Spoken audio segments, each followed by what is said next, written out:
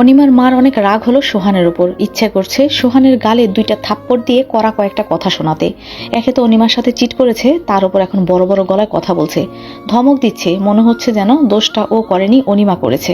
কিন্তু এমন একটা সময় নিজেকে রাখতে দিলে হবে না, ঠান্ডা রাখতে হবে মাথা। ঠান্ডা রাখলেই তো ওর লাভ। মেয়ের বিয়ে ডাক্তারের সাথে হবে, এর থেকে বড় লাভ আর কি আছে। না রেগে গেলে হবে না ভেবে নিজেকে দমিয়ে নিলেন। একটা শ্বাস ছেড়ে নিজেকে শান্ত মুখে হাসি ফুটিয়ে বললেন, অনিমা যে প্রেগনেন্ট তা কি তুমি জানো? সোহান প্রথমে অবাক হলো। কই, অনিমা তো আমাকে এই কথা বলেনি। নিজেকে সামলিয়ে বলল, তো অনিমা প্রেগনেন্ট, আমি কি করব? ওর সাথে এখন আমার কোনো সম্পর্ক নেই, ডিভোর্স হয়ে গেছে আমাদের। আর ওর থেকে মতামত নিয়েই হয়েছে, নিজ ইচ্ছায় আমাকে ডিভোর্স দিয়েছে, কোনো জোরাজোরি করিনি আমি। তাহলে এখন আমাকে এসব জানাচ্ছেন কেন? অনিমার মা হাসলো। ছেলেটা এত বোকা কেন ভেবে আরেকটু হেসে সামনের টেবিল থেকে চায়ের কাপটায় এক চুমুক দিয়ে বলল, তুমি যে কথাগুলো বলছো সেটা আমিও জানি যে অনিমা নিজ ইচ্ছায় তোমাকে ডিভোর্স দিয়েছে, কোনো ফোর্স করনি সাইন করাতে। কিন্তু তুমি নিশ্চয়ই জানো প্রেগনেন্ট অবস্থায় বিবাহিত দম্পতির মাঝে কোনো প্রকার ডিভোর্স হয় না। ইসলামী নিয়ম অনুযায়ী তোমরা এখনো আলাদা হওনি। অনিমা নিহাত ভালো শান্তশিষ্ট মেয়ে বলে তোমাকে কিছুই বলেনি, কিন্তু ওর জায়গায় অন্য কোনো মেয়ে থাকলে তোমার করা অন্যায় মেনে নিত না কোনোদিন। আপনি আমাকে এখন এসব কথা বলছেন কেন? আমি তো জানতাম না ও প্রেগনেন্ট, এতে আমার দোষ কোথায়? জানতে না, এখন তো জেনেছো। আমি চাইছি তুমি অনিমাকে মেনে নাও, আবার ফিরিয়ে নাও, অ্যাটলিস্ট বাচ্চাটা হওয়ার আগ পর্যন্ত। বাচ্চাটা হয়ে গেলে তোমরা আলাদা হয়ে যেও। মানে এসব কি বলছেন? আমি যাকে ভালোবাসি তার কি হবে? কয়দিন বাদে আমরা বিয়ে করব। তোমার ভালোবাসার মানুষের কি হবে সেটা আমি কি করে জানবো? আমি আমার ডিসিশন জানিয়ে দিয়েছি, আর তুমি যদি তা না মানো তাহলে আইনি পদক্ষেপ নিতে বাধ্য হব। আমাকে অনিমার মতো নরম মনের ভেবো না।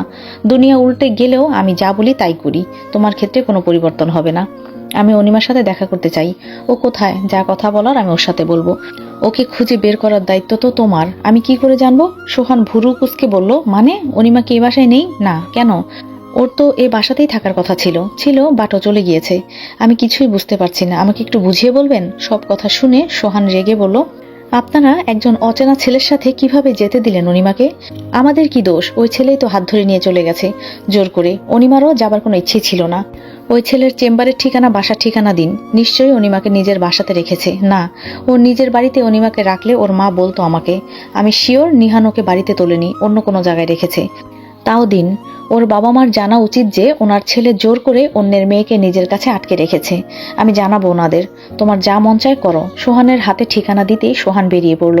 অনিমার মা মনে মনে বললেন, এখন আমার মেয়ের বিয়ে কেউ আটকাতে পারবে না, নিহানের সাথেই ওর বিয়ে হবে। অনিমা, খুব ভেবেছিলি তো একটা ডাক্তার বড়লোক ছেলেকে নিজের বশে এনে বিয়ে করে ফেলবি? তোর সব আশায় আমি এক বালতি পানি ঢেলে দিলাম। তোর বাচ্চাটা হবার আগ পর্যন্ত সোহান তোকে মেনে নিতে নিতে তিথির সাথে নিহানের বিয়েটা হয়ে যাবে।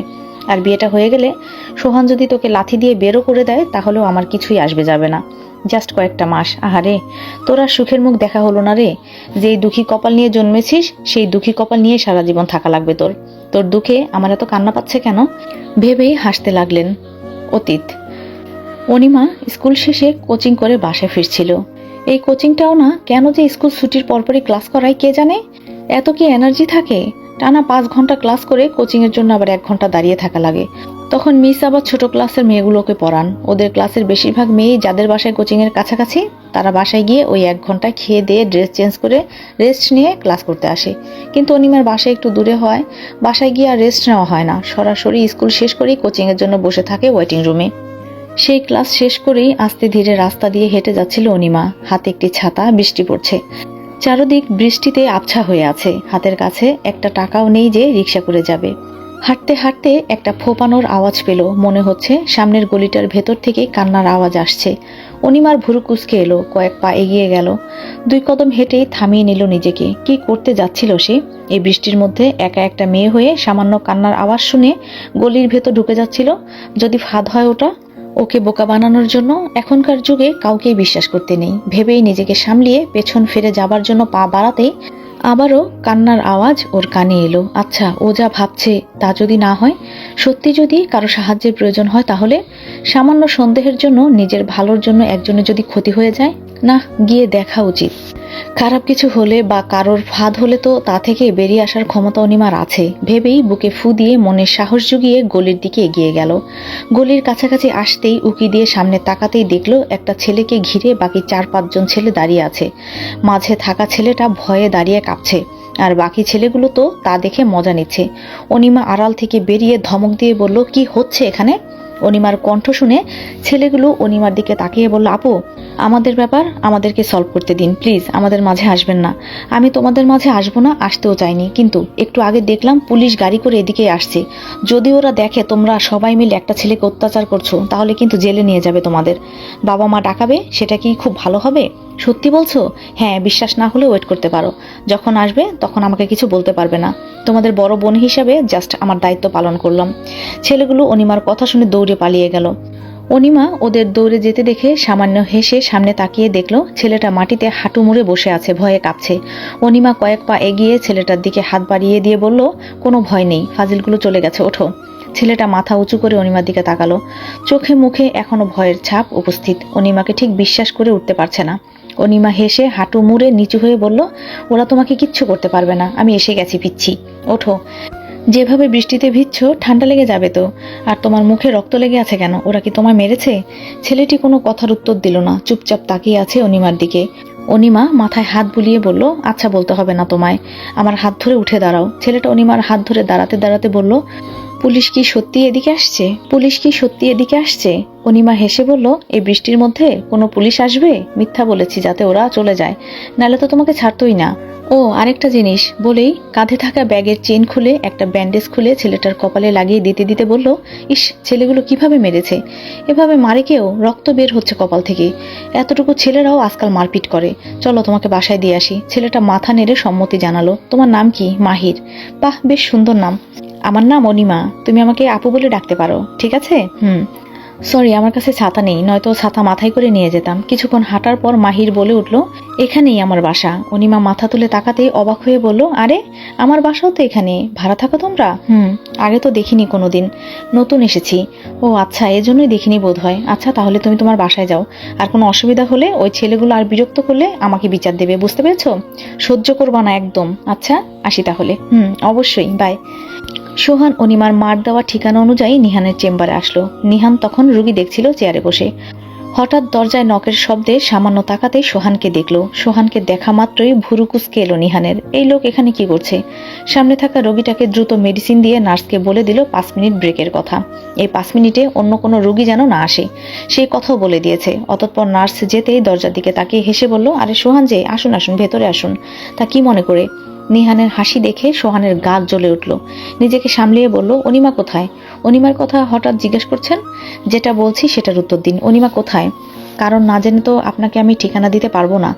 দরকার আছে আমার ওর সাথে। কি দরকার? আমাদের ডিভোর্স সম্পর্কে কথা বলার আছে। তাহলে তো বিষয়টা গুরুত্বপূর্ণ বলে মনে হচ্ছে। নিহানের খাপছাড়া কথাগুলো শুনে সোহানের রাগ তরতর করে বাড়ছে। দাঁতে দাঁত চেপে বলে উঠল, হেয়ালি না করে ঠিকানাটা বলুন। নিহান ঠিকানাটা কাগজে লিখে সোহানকে দিতে দিতে বলল, আমি যদি দেখি আপনি অনিমার ক্ষতি করার চেষ্টা করেছেন, তাহলে আমি মেনে নেব না সেটা, কথাটা মাথায় রাখবেন। অনিমা পুরো ফ্ল্যাটটা পরিষ্কার করছিল। ধুলো বালি সবগুলো রুমের মধ্যে পড়ে আছে, সেগুলোই ঝাড়ু দিচ্ছিল। হঠাৎ কলিং বেলের আওয়াজ শুনে সোজা হয়ে দাঁড়ালো। এই দুপুরের দিকে কে আসলো? কেউ তো এখানে আসার কথা না, ভেবেই ভুরু কুঁচকে এলো। ঝাড়ুটা ফ্লোরে ফেলে সামনের দিকে দরজা খুলতে দেখলো সোহানকে। ও রাতটা কেঁপে উঠল। সোহান ততক্ষণে দরজা ঠেলে ভিতরে ঢুকে গিয়েছে। আমাকে আমার বাচ্চার কথা বলনি কেন? বাচ্চার কথা সোহানকে তো বলেনি। কে বলল তাহলে? নিহান বলেছে। কিন্তু উনি কেন বলবেন? কি হলো, অ্যান্সার দিচ্ছ না কেন? অনিমা মনে মনে নিজেকে শক্ত করে নিল। বাচ্চার কথাটা বলা কি খুব বেশি প্রয়োজন ছিল? অবশ্যই ছিল, বাবা হিসাবে আমার অধিকার আছে জানার। অনিমা হাসলো, হাসতে হাসতে বলল, অধিকার? কোন অধিকারের কথা বলছো? তোমার অধিকার কি আছে? তুমি নিজেই সেই অধিকার থেকে বেরিয়ে গিয়েছো। এখন কোন মুখে অধিকারের কথা বলো? তোমার কি মনে হচ্ছে না তুমি একটু বেশি রুড বিহেভ করে ফেলছো? আসলে তোমার সাথে এর থেকে ভালো ভাষা আমার জানা নাই, আমার মুখ দিয়ে বের হচ্ছে না। কিসের জন্য এসেছো? দেখো, তুমি বাচ্চাটাকে অ্যাবর্শন করিয়ে ফেলো। কি? এসব কি বলছো? আমি কেন বাচ্চাকে মেরে ফেলবো? এই বাচ্চার জন্য আমি এনাকে বিয়ে করতে পারছি না। আর তুমি একা ওকে কিভাবে পালবে? আর তোমারই অসুবিধা হবে, তাই বলছি। একজন বাবা হয়ে তোমার মুখে এসব কথা কি করে আসে? বাধ্য হয়ে বলছি, তোমার আর আমার ভালোর জন্য। তুমি কি যাবে এখান থেকে, নাকি আমি পুলিশ ডাকবো? আমার বাচ্চাকে আমি লালন পালন করব। কোনোদিন তোমার ছায়াও ফেলতে দেব না ওর ওপর। তোমার মা যে বললেন তোমাকে মেনে নিতে বাচ্চার জন্য, না হলে নাকি উনি কেস করবেন আমাকে নিয়ে। অনিমা মার কথা শুনে অবাক হলো। মা এসব কথা কেন বলছেন সোহানকে? এটাই ওর মাথায় আসছে না। তেমন কোনো কিছুই হবে না।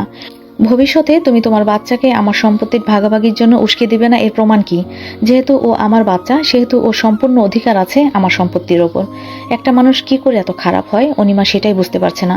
সোহানকে না দেখলে হয়তোবা জানতোই না এই মানুষটার সাথে সে কি করে ঘর করেছিল, সংসার করেছিল, ভালোবেসেছিল। কি হলো, কথা বলছো না কেন? কি দেখছো? না কিছু না। আমার বাচ্চা জানতেই পারবে না তুমি ওর বাবা। আমি ওকে সেই পরিচয়ই দেব না। তুমি জানো তোমার সম্পত্তির ওপর আমার এক ফোঁটাও লোভ নেই, ছিল না, আর ভবিষ্যতেও থাকবে না। আমি এখন আর তোমার সাথে কথা বলতে চাচ্ছি না, একটা শব্দও না। বের হয়ে যাও। যাচ্ছি, কিন্তু তোমার দেওয়া কথাটা মাথায় রেখো, আমি কোনো অশান্তি চাচ্ছি না। অনিমা বসে পড়ল ফ্লোরে হাঁটু মুড়ে।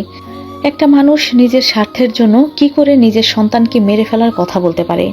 আচ্ছা, এই 1 বছরের সংসারে সোহানের কি একবারও ওর ওপর মায়া হয়নি?